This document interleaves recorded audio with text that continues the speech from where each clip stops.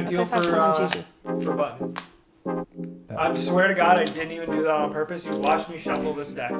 I'm not lying. Are we recording? Yeah, we're definitely recording. I shuffled this deck many times. Usually when I do heads-up interviews, there's a lot more poker than there is in this episode. However, it didn't seem right to play poker when there were so many questions to be asked. I hope you enjoy the following interview with Robbi Lew. All right, sitting down with by far the biggest name in poker in 2022, Robbi Lew. Still can't really believe that we're sitting here playing. Yeah. Thank you for sitting down. Of course. I have, believe it or not, quite a few questions for you. And my first question is, what was life for you before the Jack forehand? Right. It was relatively normal, unlike now. What was life like me for okay, now I feel like you're messing with me. What? Oh, do you have Jack 4? I don't know. Do I? Check. Did you guys check? Yeah. Okay, I feel like I know what hand she has. Check. I checked. That's smash is your range. Okay. Wow.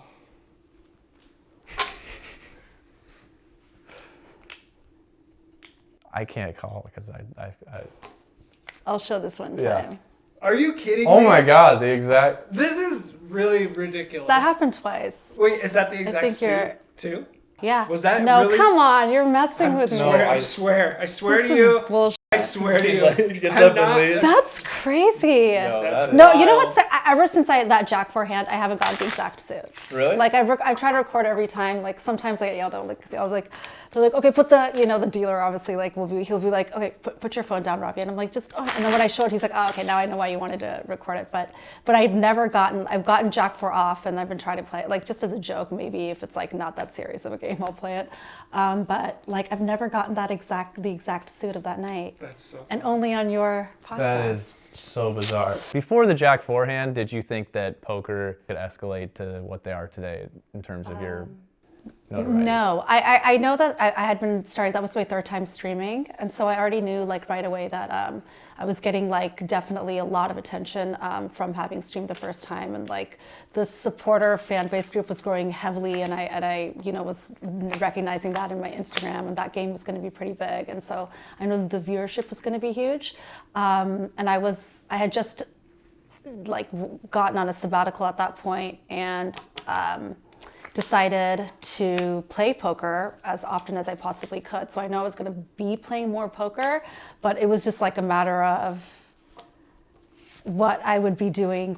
It was a matter of time, I think, before I would probably have had more of a face in the industry. First of all, one of the main things for me was that I'm a woman, right? So it's like you're already kind of a little bit more recognized. I had been playing at the World Series of Poker prior. I had a couple deep runs and even like Ivy, when he was at the table, he was like, oh, I remember playing you on a 10K. I don't remember if it was like a turbo or what it was, but definitely had played with all these players frequently before. Not those ones in that particular game, but several. So already knew, like, I was already like in the industry in that regard because I had access and I had interfered myself into the industry, but in the sense of like, did I think what was gonna, like where I am now? Of course not. I mean, this is one of the most ridiculous things that could happen to anybody, let alone me, right? And I think it makes it even more interesting because one of the main things is that nobody really kind of like saw me out there before. It was like a random situation that happened to potentially somebody that just had started streaming. So the whole thing was wild. Wild is a good term. What you made one of probably the most crazy calls in the history of poker. So I gotta ask, how? I think it was just like, first of all, everything happens a lot faster than it appears. It's not like you're really paying attention to the things you need to do. There's a lot of things in play. For me, it was like, I'd played this person before, I kind of knew how he was playing. It was a heads up situation where automatically it's always a little bit easier to make a call. I remember straddling and I figured, okay, like I think he raised it to 2K. For me, I'm like, might as well see the flop. It's one of those things like, might as well pay to see the flop situation. And then once that kind of happened, it just sort of just like just spiraled down to the obvious river, I guess more so the turn card before the big call was made. And for me, like, I did think I was holding the Jack 3, and for reasons I was told not to continue to go run on that narrative, because I was shown the video afterwards that I looked down at my cards, and further defining that, not to make a long story longer. But it was more so, as quickly as I can say it, it's more so that I often do look down at my cards, and you could see that throughout many hands that I played, even looking down at pocket aces when I was playing against Ivy in one hand. Like, nobody ever needs to look down at pocket aces. It's just my method of thinking about what my next move is and what my next bet size is. When I look at the cards, I'm not registering them. Totally embarrassed to show that though, because when I flipped over my Jack 4, I mean, you could see the shock on my face. I was like in a headspace, like I could not believe that I just flipped over Jack 4, and after that, like, I don't even know what I was rambling about. Did you check? I have an 8. That's on. You got an 8? Yeah. Yeah, you win. You brought up earlier the fact that you're a woman and that you have a lot to deal with. Do you think that that's played into this? I hate running on that angle, and I've said this other times too. When the hand first happened, I received a lot of calls from media outlets that were like the really big media outlets that really wanted me to run on that narrative, like the whole misogyny angle, especially those that don't understand the world of poker, and all they see is that statistically speaking, there's only like less than 5% of women that play. And I think they were basing it off of the WSOP turnout, which is, I think, very low this year in 2022. And so I didn't want to run on that angle, because the opposite angle that I was moving forward with when I play poker is that I want more women to play. And if that was going to run like on these Good Morning Americas and these big major media outlets, it was gonna probably not drive attendance for women to play. So I didn't want to run on that narrative. Also, I don't 100% believe that that's what it was in play, but I will say this. There's certain situations that happen throughout that night or following the hand where I think if I was a man, I would have maybe responded differently. And I get that from all the feedback that I've received from all of the millions of people now that I feel like I've spoken to since the hand, which is certain things. Like, I understood his shock. Absolutely, I can attest to that. The way he responded following, obviously I don't believe that was the right way to respond to the whole situation overall. But for the most part, like, I think that if somebody was tapped on the shoulder and asked to go get up and stand outside to speak to him in the middle of the entire filming, because they never stop filming and they'll never cut that out. I think that if most men would not have gotten up and stepped outside if they were told that Garrett needed to speak to them, and they would say that they deal with it later. And that is the constant feedback I receive from most men, and many women tell me that they would have. What was the point that you decided, like, I'm gonna give him the money back? And do you wish that you could take it back? There's a lot I wish I could have changed. First of all, the very first thing that I wish I could take back is the fact that I just admitted to the fact that I thought I had Jack 3 when I turned it over. So that was like an instantaneous response. For whatever reason, that was not the response I had. It was more so I was still in shock. And I just feel like maybe if I had done that, things would have been very different, very, very different. Some people don't think so. I don't know why. I think they think he would have still been upset. But I do think things would have been very different, and I wouldn't have to change my story because I would have said it right then. The other thing is, like, in that hallway, I probably would have really taken a step back and understood what that might be received as. But one of the main things, and I've said this over and over again, I didn't think he was accusing me of cheating. I thought this was like a grown man crying over a hand he felt that he should have won, which he should have won. He should have won. So there were two things that were going in my mind. I saw Ryan Feldman, who was one of the executive producers, really stressing out on the side. And he, this is a situation he hasn't been in. We're filming, and I'm thinking we're still filming, and there's two people missing at the table. There's two people missing at the table that everyone's questioning right now, that were in a very crazy hand just very recently from that point. And I'm standing in this hallway trying to answer to a man that is still questioning why I played my hand the way that I did, without understanding really why he was like asking for specifics regarding it. And I'm looking back around, I'm like, Ryan, what do you guys want from me right now? And he's like, Robbi, Ryan was saying, Robbi, I don't know. He was like stressing. He's like, I don't know. I can't answer that. I'm like, I don't get it. Like, we need to go back in there and we need to play. So like, what do you want from me? And Garrett was just like staring at me. And I was like, well, what is this all about? Like, he was like, well, you can start by giving, I was like, how can I make this better? Is what I said. I said, how can I make this better? And he said, you could start by giving me my money back. And Ryan corroborated that story because Garrett said otherwise when he posted something on social media, on Twitter, I believe. And Ryan was like, that's not true. She did say that. I didn't offer it. I asked him, how can I make this better? And he said, you could start by giving me my money back, at which point I thought about it. I'm like, okay, in my mind, I shouldn't have won both runouts. But if we were to be fair, it would be like I won one runout. So let's split it. Let's split the pot. We all benefit in a way. And I thought, okay, what do you want? Like half of it, like 135? And he's like, okay. I was like, I'll tell you what. I'll give you your 135. If one, you don't keep me from playing on stream, because I'd heard that he often does that and decides who the lineups are.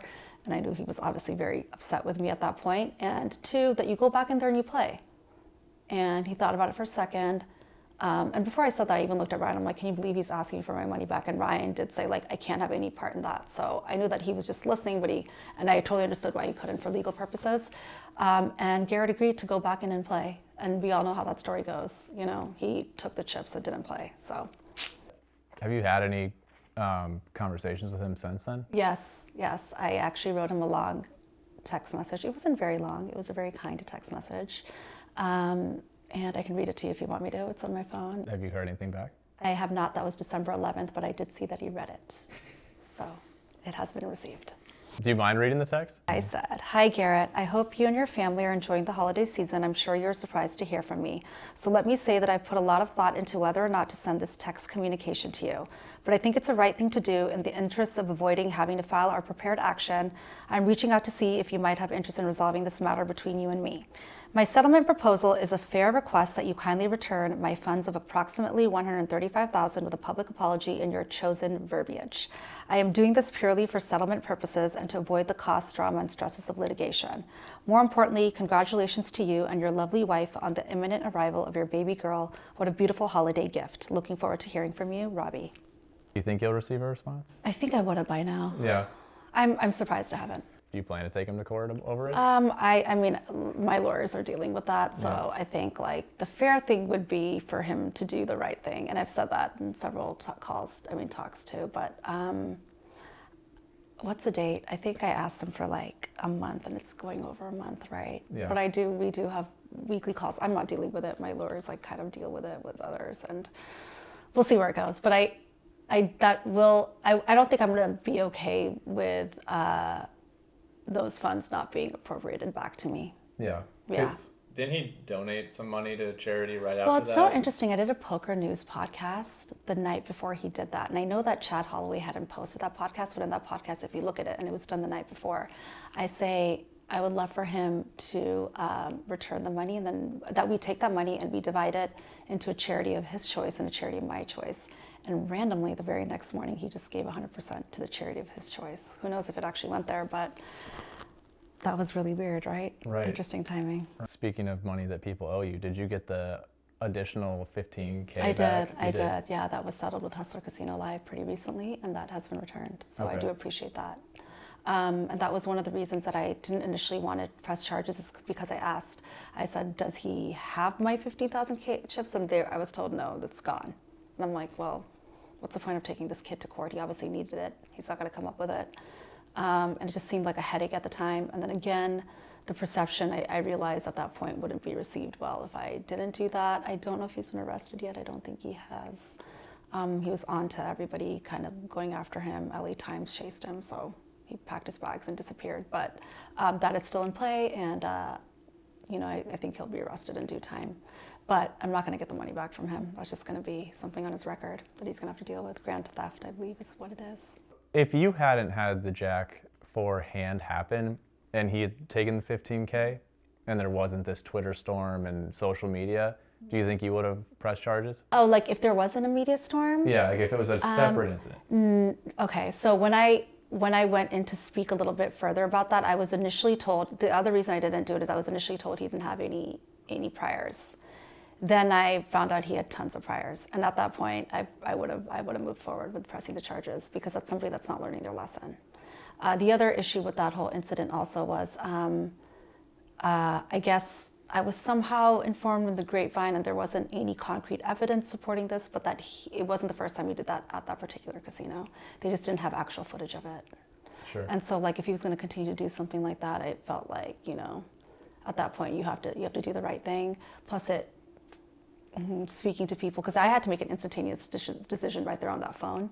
And they told me, they're like, look, you could decide this now and then change your mind later, of course.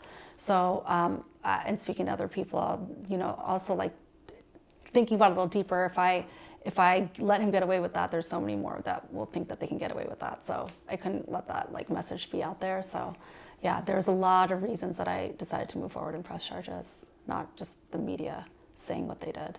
Okay. And I don't know if I answered your question before about like, if I would have done anything differently in that hallway. I would never have agreed to give him his money back. And only now understanding that when he was asking for it, it was because he thought I cheated.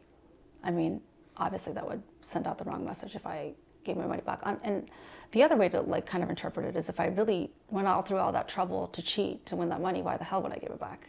Right. You know what I mean? Right. I could have just given him the middle finger and walked the hell out, because I put all that effort into reading RFIDs and whoever I was like, and you know, colluding with and stuff. Like now I'm giving the money back because this like guy's asking me for it. No, this is a guy that I wanted to needle clearly. So why the hell would I give him his money back just from asking? I'm a cheater, right? So what the hell? Yeah. It's one of those things that, but understanding and hearing two sides from people I both support and respect, I can see how that might still be interpreted as like an admission of guilt, which it wasn't on my part. So just to remove that admission of guilt possibility, I wish I did things differently, and I wish I didn't get up and step outside from the table, to be honest. I wish I never did. I think it was Louise that taught me. I wish I just said, look, tell Garrett I'll speak to him after streaming is done, because it wasn't like he was going to play anyway. He never did. And I think things would have been a little different then as well, and I'd probably get the whole story at that point and not have to explain it when I came back into that room. And you know, there's a lot, I mean, who knows how things would have gone. There's so many conspiracy theories, right? Right. But was there any that made you just kind of laugh out loud, or like what's the craziest thing? Oh, totally. Anal beads, like that's awesome. Like I think I got a call from like OnlyFans after that or something. I'm like, the vibrating anal beads, anything that was like the vibrating situation like blew my mind. I was like, that is insane. And then like just certain things, like I was wearing Versace pants and them saying like, it was kind of, it worked to my favor that everything I was wearing that day was like a brand label, because I mean, try to take that one. Even my Fendi sunglasses, like the little camera, I think was one of them. The whole ring situation, I completely, you know, went into my jeweler like a couple of days after that with LA Times to completely dismiss that whole theory. But the vibrating anal beads were like, I literally couldn't even believe that people could say that with a straight face. I mean, I'm sure it's been done. I don't whatever, but it was beyond me that somebody that just started playing in like this high stakes world that like, I mean, having been very successful in my career before and married to somebody that does very well financially and coming from a family that does very well financially, I don't think I would have to take those parameters to win one hand. That, and especially with a Jack 4 off. And then the other thing that I just thought was crazy was like, I don't know who did it, but somebody like spent way too many countless of hours and days and potentially months to like determine like all the little signaling that they thought was happening with like the 1, 2, 3s and stuff. Like I just just crazy conspiracy theories coming out to the point where you just almost have to just like dismiss and ignore it because they're too outlandish. Doug Polk said he was 99% sure you cheated. Yeah. I mean, what would you say to that? Me and Doug are cool, and we did speak, and I always feel that if I meet anybody in person, I can get them to kind of see my side of the story. And I will say that I think he said he improved 10% after meeting me. So it's 70% now? I was like, oh, okay, so there's an improvement. At the time that I did meet with him, there was still a lot of questions and a lot of answers that hadn't come out. And it was a little bit earlier on in the whole process. And so I think that like things might be different now. And he's been fairly quiet, right? I think for the most part. And I have no qualms for why he did what he had to do. And look, I'm not going to say this, and I was a little bit more forthcoming about this during the following days and maybe even like the weeks following the incident. I know very much so why the poker community they were bored. I mean, it was a really exciting thing to talk about. And also it gives clicks, and I understood all of that. So the intention behind everybody suggesting something or discussing something, I think there was like alternative motives for just potentially getting more viewership, which I don't blame anybody for wanting, especially when it's the most exciting story in poker after a while. So I sympathize with that level of it, maybe a little bit too much, or I guess I empathize with that perspective, maybe a little too much, like I said. But look, I respected those that treated me like a human being after the incident and just and felt sorry for me and reached out to me.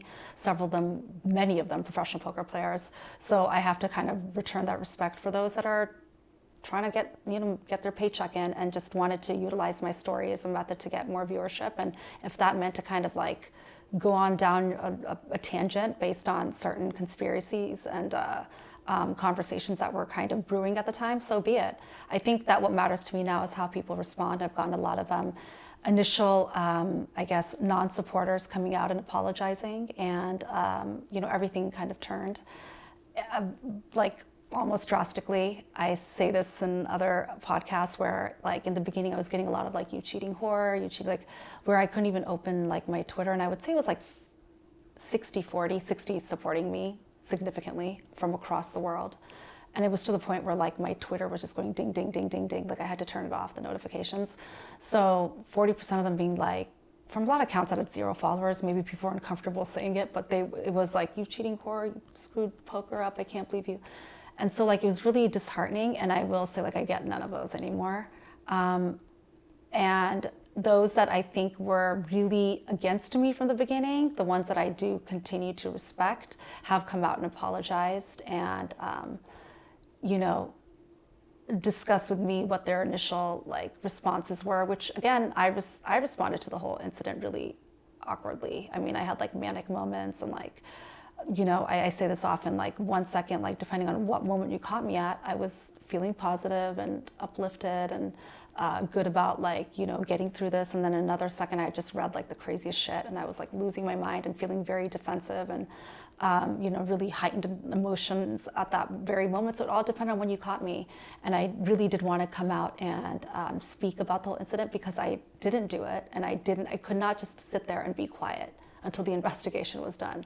Because when you didn't do something and you're being accused of it, you want to stand up for yourself. And so it just depends when you caught me at that moment. And I think that that's how a lot of these, haters were in the beginning, is that, they were caught in a moment and they had an initial response and an initial, understanding of what they thought happened. And in due time, I think the ones that really recognized what happened and those that I continue to respect and appreciate for coming out did come out and apologize to me. So that I very much appreciate. It seems like you and Garrett have handled the situation almost completely opposite. Did you have like a PR team for this? And if so, what did that process look like for you? Yeah, I did. I did. Well, first of all, a lot of them reach out to you. So they're like, "Hey, look, I know this is wild and you're probably not used to this, but we can help you get through this. And so you don't say certain things or you can't say certain things." I picked a PR team that allowed me to be me. And it's more of like a new cutting edge Hollywood approach where you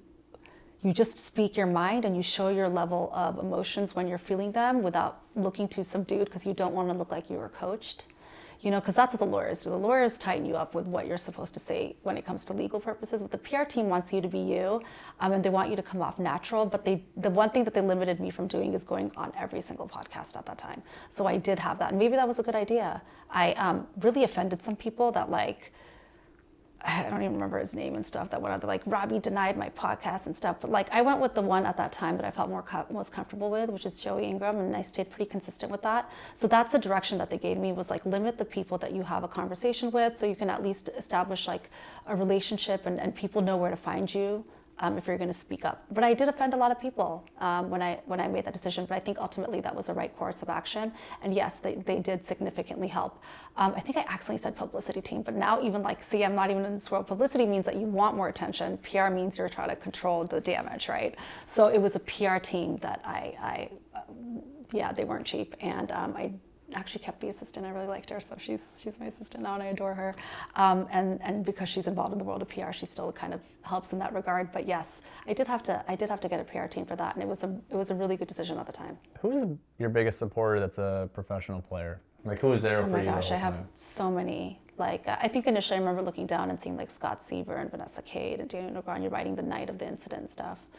And then just like after that, just like all my other buddies, like Ryan Reese and everybody just came out like one at a time throughout that week. And and I say this before, I didn't expect them to be like, I know you did not cheat. And then, oh yeah, like a couple of the Italian players and stuff. I didn't expect them to say that. I just wanted them to like, I appreciated the humanization of them just asking if I'm okay, right? Like look, you can still question what happened and maybe even ask. Like I had a lot of my pro buddies, like the European ones, like, hey, Robbi, we know that you didn't do it, but like, can you just explain it so we can explain it to these other people that are our pro friends that they have never met you before? Like, can you just explain it? And so I did. I was like, look, I just made a call. I made a call, and I remember just writing pages and pages and like responding to so many texts, and like, oh, and Sam too. When I went heads up with Sam from UK, he also came out and said, hey, I've played with her before. This is how she plays. Like we went heads up on I think it was like the shootout at WSOP 2021.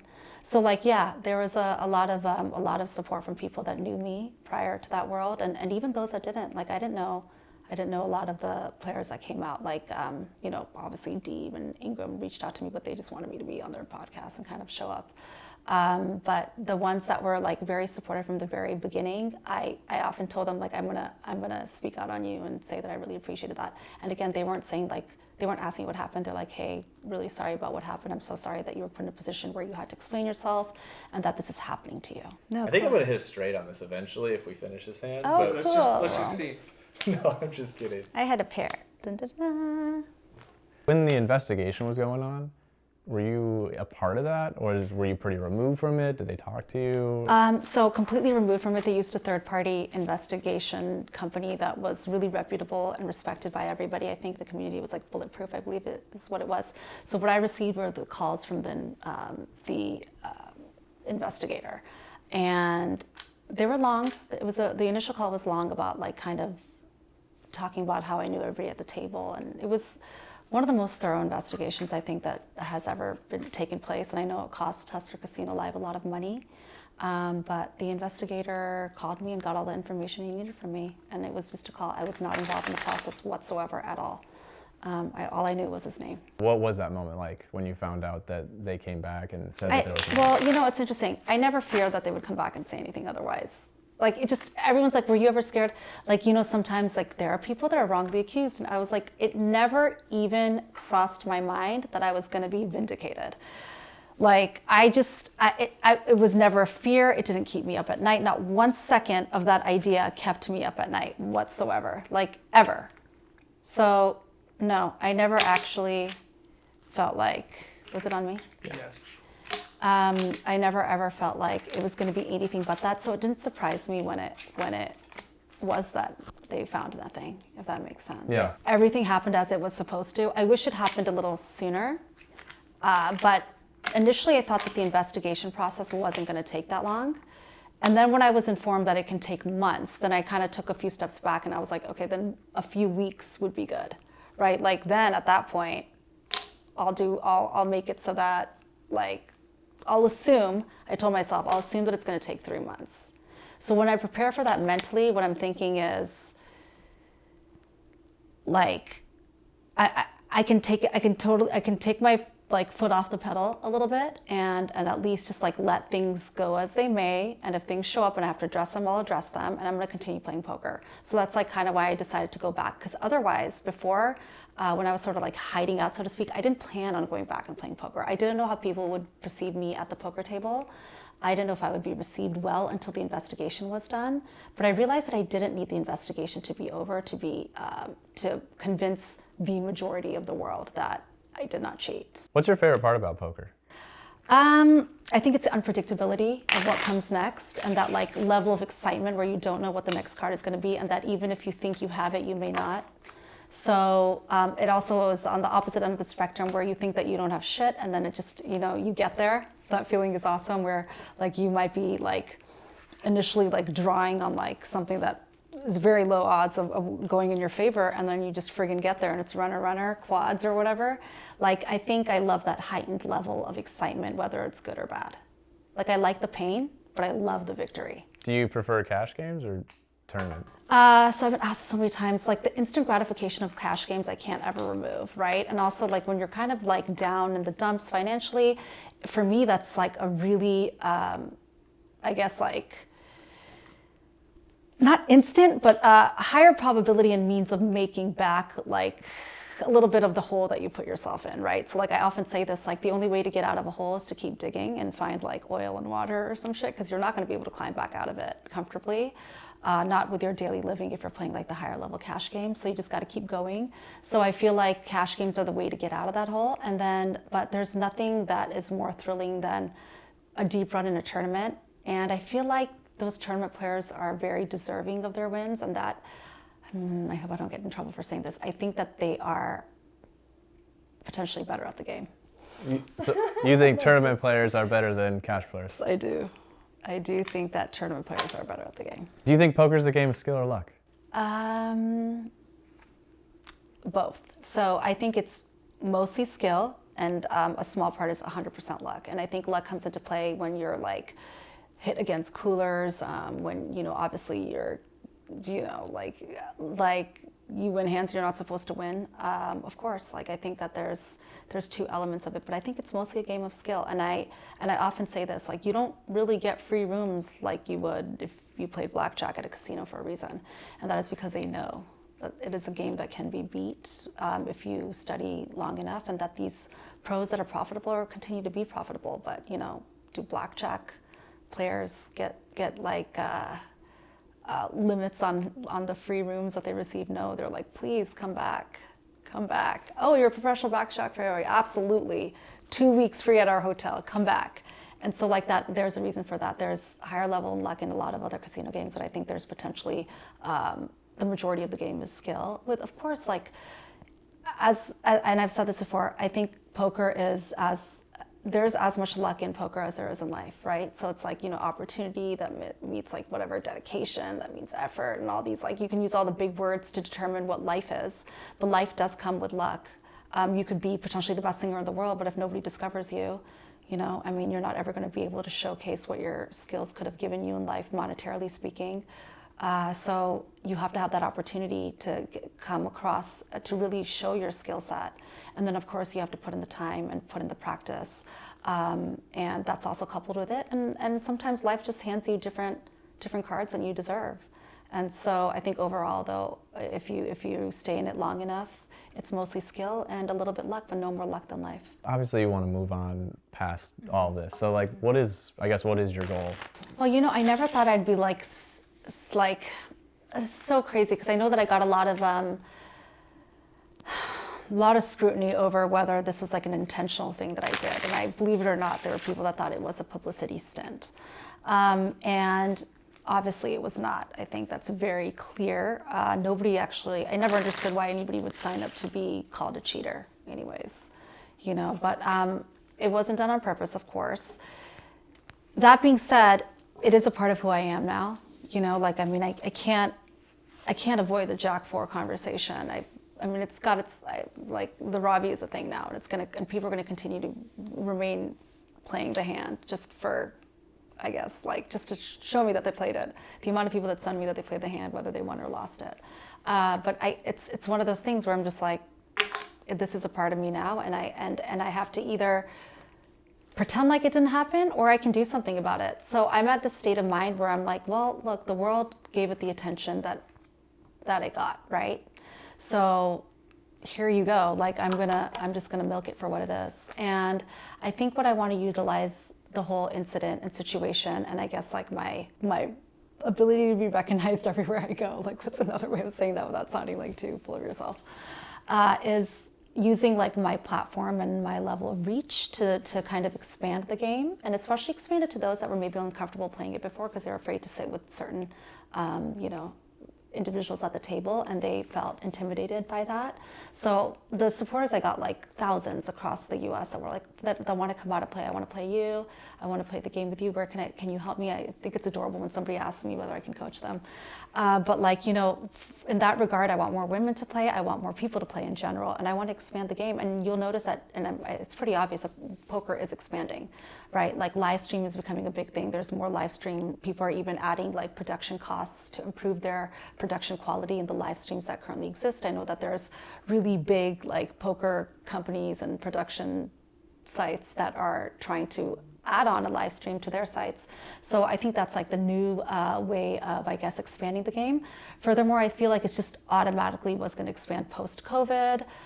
It needed some time after Black Friday. So I think that the game is already expanding, but I would just want to be part of that like movement, so to speak. And if I have any reach, which I do now as a result of this, then that's a contribution I want to give to the industry. And I love this game. I never want to stop playing this game. It didn't discourage me at all. That hand did not. In fact, I was sitting like getting like severe anxiety over the fact that like I was not playing live poker. So the first thing I did was start playing the cash games that I play in LA that are, you know, like 100, 200s and 200, 400, whatever. Mostly 100, 200. They always have a straddle. And then I was invited to come play the big tournaments, and it was really nice to get that invitation. So more like, Robbi, get out of your hole and come out and play. So I am continuing to play. You'll see me in the tournament arena, which is always going to be a part of my love, which I continue to practice heavily on. And then cash games when I'm in town in LA, and sometimes in Vegas. I've played several in Vegas. And you know, the occasional 5-10, I'll always love the grind and like the grittiness of that. So people are like, you can't sit at a 5-10 game, Robbi. I'm like, why not? Like, poker's poker to me, and the reason that I play the way that I do at the table is because I don't see the chips with any value when I play cash. They're all the same to me, and if I put any value to the chips, I think my game would be different. And so for me, it doesn't matter if it's a 5-10 or a 100, 200, I'm playing my game the way I want to play it. If you had to describe poker in one word, what would it be? I would, in one word. One word, yeah.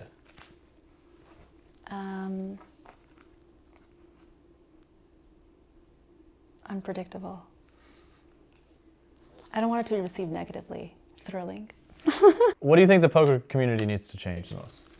I think that like a big learning lesson from this entire incident, I personally think that this incident opened the eyes of many, and I would like to think that even those that had an initial response the way that they had their response can learn from the way they responded initially and take a few steps back next time any incident like this happens. I hope it never does happen. But look, we're playing in a game that is already associated with high levels of risk. So automatically, you know, there's a lot of, and with new technology coming out, that risk is even heightened in the sense that there's a potential of anybody doing any nefarious activity if they put in the time and the money, and like, it's more than just being able to like a sleight of hand or anything. Like, this technology has advanced to a degree where we have to be even more wary and concerned about the possibilities of any cheating occurring at the table. So I understood maybe why there are all these outlandish conspiracy theories that came out, but the response that the poker community had, I think, can be improved from this experience in the sense that we can't deem anybody guilty automatically. Like, we live in the United States of America, and we have to fairly, you know, I think that was a huge misstep on the whole industry to automatically make those assumptions about somebody that was technically a recreational player, right? Like, most of them hadn't really seen me, obviously not professionally in any regard. And the improvements I think they can make is not to have an initial response of guilt, and maybe take a few steps back and just talk about what happened, talk about the hand, but don't have an initial response of what you felt. And I know there was like a poll that was running about she cheated, she didn't cheat. I mean, we're talking about a lot of factors that come into play in the world that we live in right now, one being mental health. And if I was a very mentally unstable person, which I know I appear to be, when the hand first came out, because like I was losing my mind, right? That's a lot to put on one person, when I think there was a whole lack of empathy in that regard. Like, instead of just assuming guilt, why not just assume that I'm innocent, and then have the conversations that surround that? Because the worst thing possible, I think, in an incident like that is that somebody is not guilty. And if you can just automatically just empathize and put yourself in that person's shoes and go, what if this person actually isn't guilty? Look at what she or he is dealing with. I think things would have had a different response.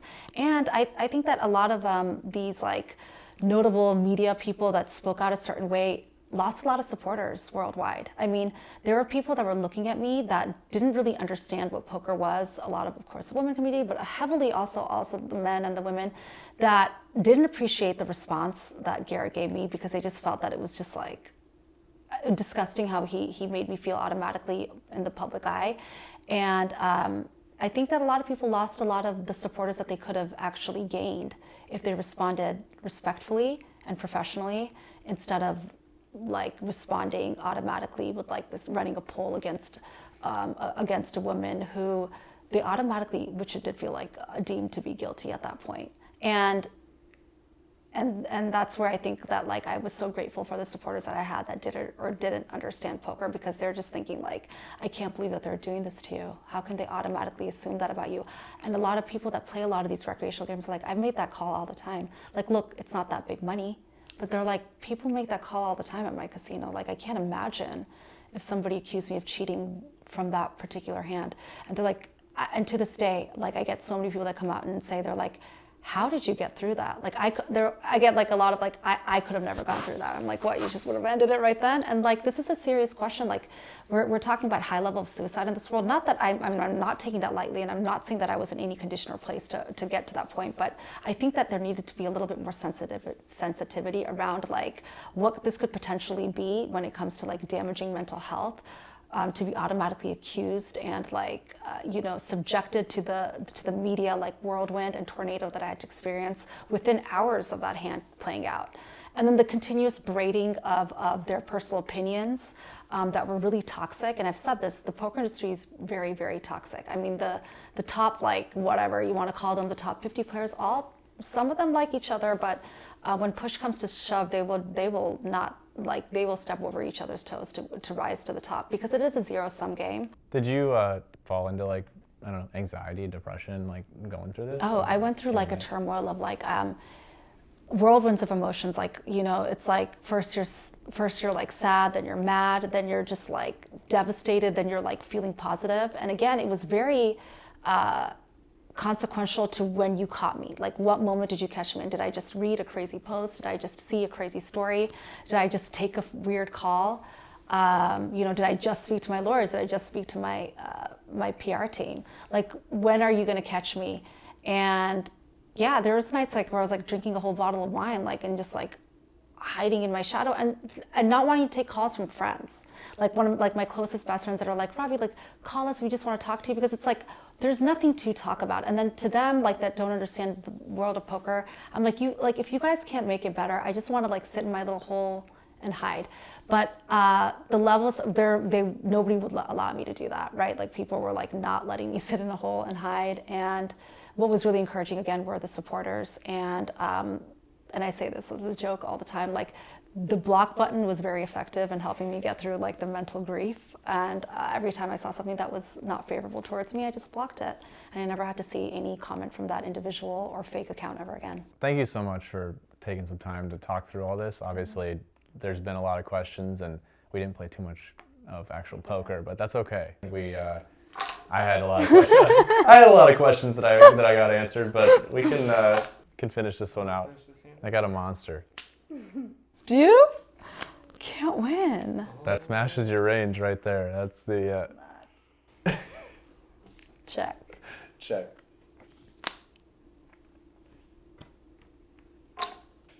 I'm all in. Oh, you have a set. That sucks. I can't win. You just bluff me. You should call that. I had a 5. Garrett can't get a bluff through, but I can. I'll take it. No. All right. Thank you, Robbi. Thank you. It was nice to be here. I appreciate you guys.